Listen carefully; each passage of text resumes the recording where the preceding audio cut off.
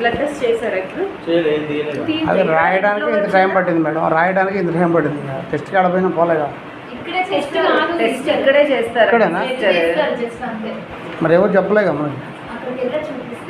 నేను వెళ్ళేటప్పుడే చెప్పాను, ఇక్కడ టెస్ట్ చేస్తారు, ఆ తర్వాత మళ్ళీ ఫైల్ తీసుకొని రండి అని చెప్పే కదా పంపించారు.